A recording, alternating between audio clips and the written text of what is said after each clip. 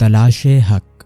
تمام حمد ہے اس خالق لم یزل کے لیے جو لائق حمد ہے، اور کروڑوں درود و سلام ہو حبیب کبریا صلی اللہ علیہ وسلم پر، کہ جن کا وسیلہ ہی ہم جیسے گناہ گاروں کے لیے باعث شفاعت ہے۔ اما بعد، نہ چیز و خاکسار عاجز مسکین فقیر نمانا اپنی جنبش قلم سے بتوفیق الہی ان حقیقتوں کا اظہار کرنے کی کوشش کرنے جا رہا ہے جن کے بارے میں میرے دوست، احباب اور ارادت مند اکثر استفسار کرتے ہیں۔ وہ سوالات جو اکثر مجھ سے پوچھے جاتے ہیں کچھ اس طرح سے ہیں کہ آپ کا روحانیت کی طرف میلان کیسے بنا؟ آپ کا مرشد کون ہے؟ آپ نے سیر سلوک کی منازل کیسے طے کی؟ یہ اور اس طرح کے بہت سے سوالات میرے احباب اکثر مجھ سے پوچھتے رہتے ہیں، جن کا جواب میں بالعموم یہی دیتا ہوں کہ مجھے جو بھی مقام ملا اور میں جس منزل پر بھی ہوں، یہ اللہ کے فضل اور گنبد خضرا کے توسل سے ہی ممکن ہوا ہے۔ فی الحقیقت اصل سچائی تو یہی ہے، لیکن چونکہ انسان فطرتاً متجسس ہے، اس لیے محض ایک جملے کا جواب اسے مطمئن کرنے کے لیے ناکافی ہے۔ کھوج لگانا اور ہر بات کی تہ تک جانا انسانی فطرت ہے۔ چنانچہ میں نے فیصلہ کیا کہ سرشتہ قلم و کرتاس کے ذریعے برسا برس سے اپنے ساتھ وابستہ دوستوں اور ارادت مندوں کو اپنی زندگی کی وہ کتھا اور داستان سناؤں کہ جس کو جاننے کے لیے وہ اکثر میرے پاس آتے رہتے ہیں۔ دوستان محترم، اگر ہم تاریخ آدمیت پر نگاہ دوڑائیں تو ہمیں پتہ چلتا ہے کہ یہ مزاج پروردگار ہے کہ اس قادر و قدیر ذات نے اپنی قدرت کاملہ کے اظہار کے لیے اکثر یہ کیا کہ فرعون کے گھر میں موسیٰ کی کفالت کروائی۔ اگر ہم بنظر غائر اس بات کی تہ تک جائیں تو ہمیں پتہ چلے گا کہ یہ محض ایک تمثیل نہیں ہے، بلکہ تاریخی تسلسل میں دیکھا جائے تو ہر دور میں اس کی کوئی نہ کوئی مثال موجود رہی ہے۔ میرے ساتھ بھی کچھ ایسا ہی ہوا۔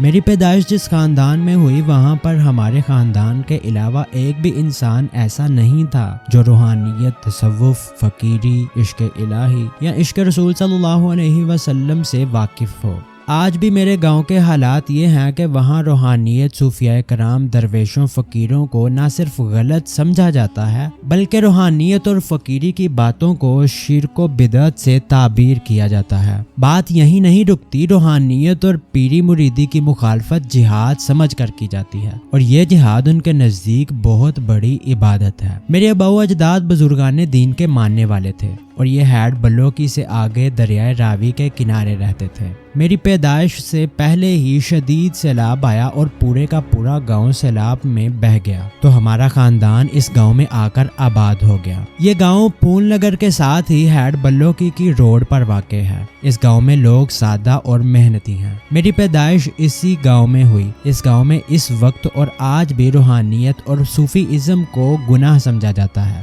ویسے یہ ایک پرسکون اور امن والا گاؤں ہے، اور عمومی طور پر اس گاؤں کے لوگ نہایت سادہ اور محنتی ہیں۔ امن و عاشقی فطرتاً خالق کے بے نیاز نے ان کے مزاج میں ودیت کی ہے۔ باہمی اخوت اور بھائی چارے کے حوالے سے گاؤں کی فضا بہت مثالی ہے۔ فکری اور نظری اختلافات کے باوجود رواداری، محبت و الفت اس گاؤں کے ہر فرد میں بدرجہ اتم پائی جاتی ہے۔ دینی شعور و مذہبی تعلیم اور طب و حکمت کی طرف میلان ہمارے خاندان کے مزاج پر غالب تھا۔ اس کی وجہ میرے نانا جی اور تایا جی تھے۔ نانا جی مولوی احمد دین صاحب نے تقسیم ہند سے قبل دلی سے علوم دینیہ کی تکمیل کے بعد طب و حکمت میں کمال حاصل کیا، پھر واپس آ کر اپنے علاقے میں مسجد میں امامت کے ساتھ ساتھ حکمت کا آغاز کیا۔ تایا جی بھی بہت بڑے حکیم اور عالم دین تھے۔ ان دو جید شخصیات کی وجہ سے ہمارے خاندان کے اکثر نوجوان دینی تعلیم اور طب و حکمت کی طرف راغب ہوئے۔ جب نانا جی نے اوکاڑا کے قریب رینالہ خورد میں مسجد میں امامت شروع کی تو ساتھ ہی 1880 میں حکمت کی دکان بھی کھولی، جو آج رشید دواخانہ کے نام سے پورے ملک میں یرکان کے حوالے سے مثالی اور قابل اعتبار دواخانہ کے نام سے مشہور ہے۔ نانا جی کے بعد ان کے روحانی جانشین اور حکمت کے وارث ہمارے ماموں جان ہارون رشید نے ان کی حکمت کی دکان اور روحانیت کے نظام کو سنبھالا۔ ہمارے ماموں جی کو بچپن سے ہی صوفیاء کرام سے عشق تھا، جس نے ایک بزرگ کا بھی پتہ چلتا اس سے ملنے جاتے، اور اپنی دکان پر لا کر خدمت کرتے اور دعا کرواتے۔ نانا جی کی کشف و کرامت اور تایا جی اور ماموں جی کے روحانی فیضان کو آج بھی لوگ تسلیم کرتے ہیں۔ ماموں جی کی وفات کے بعد آج کل ان کے دونوں فرزندان باکمال حاجی عبداللہ رشید اور حکیم ساجد رشید نے اپنے اسلاف کی خدمت خلق کی روایت کو عبادت سمجھتے ہوئے آج بھی زندہ رکھا ہوا ہے۔ بالخصوص حاجی عبداللہ رشید صاحب کی شخصیت میں تو ماموں جی قبلہ کا پورا عکس نظر آتا ہے۔ یہی وجہ ہے کہ نہ صرف حاجی صاحب طب و حکمت میں اپنے علاقے میں لاسانی ہیں بلکہ روحانیت کی بھی اعلیٰ منازل پر فائز ہیں۔ پرائمری کے بعد 3 سال میں بھی ماموں جی کے گھر حصول علم کی غرض سے رہا۔ اس زمانے میں انہوں نے جس محبت و شفقت کا مظاہرہ کیا اس کی یاد آج بھی تسکین قلب و جاں کا سامان فراہم کرتی ہے۔ ماموں جی سورہ مزمل اور اسم ذات کے عامل تھے۔ نبض شناسی میں اپنا ثانی نہیں رکھتے تھے۔ بہت ہی نیک اور صاحب دل بزرگ تھے۔ غریب بچیوں کی شادی، بیواؤں، یتیموں کی پرورش ان کا شیوا تھا۔ ماموں جی کے ساتھ گزارا ہوا وقت اور ان کی دعائیں آج بھی میرے لیے مشعل راہ ہیں۔ ماموں جی کے علاوہ تایا جی کی دعائیں اور بابا جمال الدین سرکار کی محبت و شفقت بھی آج تک میرے ساتھ ہے۔ نانا جی مولوی احمد دین صاحب نے اس دور میں وظائف، ذکر و اذکار پر مشتمل کتاب لکھی اور چھپائی بھی۔ اس کتاب کے بہت سارے ذکر و اذکار میرے خاندان کے بزرگوں کے معمولات میں سے تھے اور میری وظائف پر مشتمل کتاب سرمایہ درویش میں بہت سارے وظائف میں نے ماموں جی، تایا جی، بابا جمال الدین اور نانا جی کے شامل کیے ہیں۔ ہزاروں لوگ ان وظائف سے فائدہ اٹھا کر کامیاب زندگی گزار رہے ہیں۔ اللہ کی ذات مختلف خاندانوں سے مختلف کام لیتی ہے۔ شاید ہمارے خاندان سے یہ خدمت کے لوگوں کی روحانی اور جسمانی خدمت کریں۔ پیچھے میں نے جن بزرگوں کا ذکر کیا یہ تمام میرے بچپن میں ہی اللہ کو پیارے ہو گئے۔ اب ہمارا خاندان جو کتنے عرصے سے روحانی خدمت کر رہا تھا، کچھ عرصہ یہ سلسلہ بند رہا۔ پھر ان تمام بزرگوں کی دعاؤں کا ثمر کے آگے چل کر اللہ پاک نے یہ سعادت مجھے دی کہ میں لوگوں کی خدمت کر سکوں، کیونکہ میرے والد، تایا جی، نانا جی اور ماموں جی یہ سب لوگ روحانیت پر یقین رکھنے کے ساتھ ساتھ اپنے مرشد سے بیعت تھے اور سلوک کی منازل بھی طے کر چکے تھے۔ تایا جی، نانا جی اور ماموں جی کے ہزاروں مرید تھے۔ یہ صاحب کرامت بزرگ تھے۔ میری والدہ ماجدہ ان تمام بزرگوں کی کرامات اکثر بتاتی ہیں اور ان کے پرانے مرید اکثر مجھ سے بھی ملتے ہیں۔ یہ تمام نیک لوگ اس دنیا سے جا چکے ہیں لیکن ان کی باتیں اور کرامات آج بھی لوگ یاد کرتے ہیں۔ اب میری پرورش ایسے ماحول میں ہوئی جہاں روحانیت اور تصوف کو خلاف شرع سمجھا جاتا تھا بلکہ شدید مخالفت کی جاتی تھی۔ اسی ماحول میں جب میں جوان ہوا تو مجھے روحانیت کا بالکل پتہ نہیں تھا۔ اللہ نے اچھی یادداشت دی تھی۔ کئی مضامین میں ایم اے کرنے کے بعد بطور لیکچرار میری پوسٹنگ کوہ مری ہوئی۔ شاید مشیت الہی یہ تھی کہ ذات واجب نے مجھے اس ماحول سے نکالنا تھا، کیونکہ اگر میں وہیں رہتا تو کبھی بھی عشق الہی، عشق رسول و پنجتن پاک اور بزرگان دین کی محبت اور مقام سے واقف نہ ہوتا۔ میں بہت خوش قسمت ہوں کہ جو اللہ تبارک و تعالی نے مجھے اپنا عشق دیا۔ اکثر دیکھا گیا ہے کہ انسان کچھ سوچتا ہے اور اللہ کچھ اور، کیونکہ رب ذوالجلال اس کائنات کا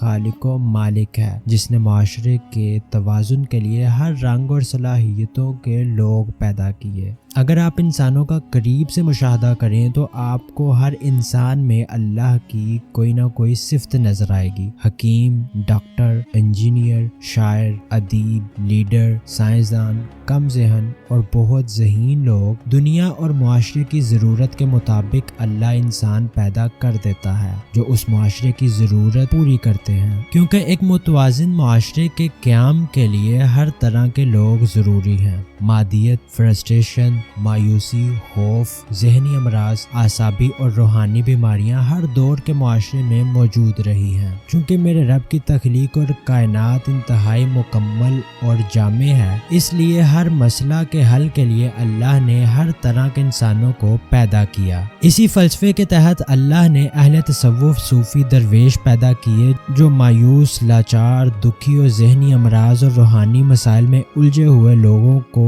گلے سے لگاتے ہیں، پیار پیار، محبت اور امن کا درس دیتے ہیں۔ فرقہ بندی اور حدود و قیود سے آزاد یہ مخلص لوگ خدمت کے جذبے سے سرشار دن رات دکھ انسانیت کی خدمت میں کوشاں رہتے ہیں۔ مری میں میرا کالج اور گھر انتہائی خوبصورت وادی میں تھا، جہاں ہر طرف سبزہ پھول اور اونچے درختوں کے ساتھ قدرتی حسن اپنی تمام رنگینیوں کے ساتھ وہاں پر جلوہ افروز تھا۔ بچپن سے مجھے ہر نئی چیز سیکھنے کا شوق اور جنون تھا۔ مختلف مضامین میں ایم اے کیا، پھر ہومیوپیتھی کی حکمت و کشتہ سازی کو سیکھا۔ کیونکہ میں مری میں پردیسی تھا، وقت ہی وقت تھا، سوشل لائف بالکل نہیں تھی۔ سیکھنے کا جنون مجھے علم نجوم، پامسٹری، علم الاعداد اور اسٹرولوجی کی طرف لے گیا۔ ان موضوعات پر ہر طرح کی کتابیں پڑھ ڈالیں، ان علوم کے ماہرین کے پیچھے بہت سا وقت ضائع کیا اور بہت کچھ سیکھا بھی۔ اتنا کچھ کرنے کے باوجود تشنگی، بے قراری اور بے چینی جاری تھی۔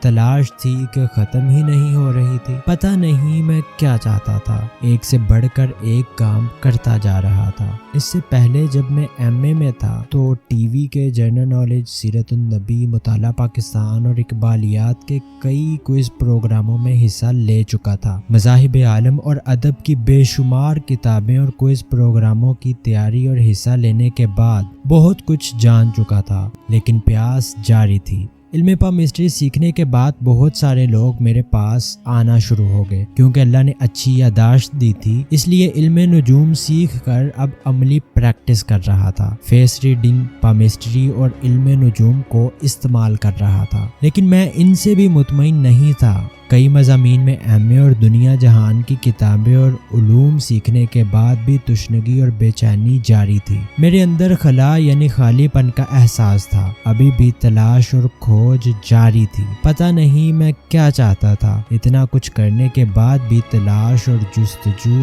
جاری تھی۔ پتہ نہیں میں اور میری روح کس کی تلاش میں تھے۔ تلاش تھی کہ ختم ہونے کا نام ہی نہیں لے رہی تھی۔ کتابوں کے ساتھ ساتھ میں مختلف کھیلوں میں بھی حصہ لیتا رہا۔ کرکٹ، والی بال، فٹ بال، بیڈمنٹن، ٹیبل ٹینس خوب کھیلا اور اچھا کھیلا، لیکن سکون نہیں ملا، تلاش جاری تھی۔ کبھی کبھی دل کرتا کہ سب کچھ چھوڑ کر جنگل یا دریا کے کنارے چلا جاؤں۔ میں کیا چاہتا تھا، میری منزل کیا ہے، یہ میں بھی نہیں جانتا تھا۔